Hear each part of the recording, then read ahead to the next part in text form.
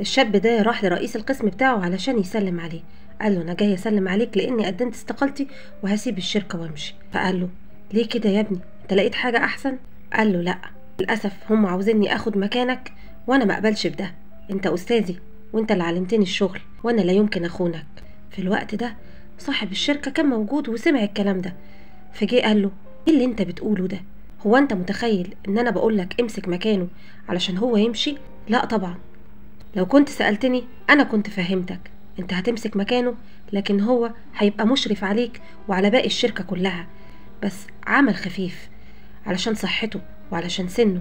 فكرة أنا زودت له مرتبه، هو كان بياخد 8000 يوان، دلوقتي مرتبه 12000 يوان. هنا الموظف اعتذر للمدير وقال له: أنا آسف إني فهمتك غلط. فعلا إن بعض الظن اسم، والشركة الناجحة هي اللي تقدر موظفينها وتحافظ عليهم وتحافظ على كرامتهم.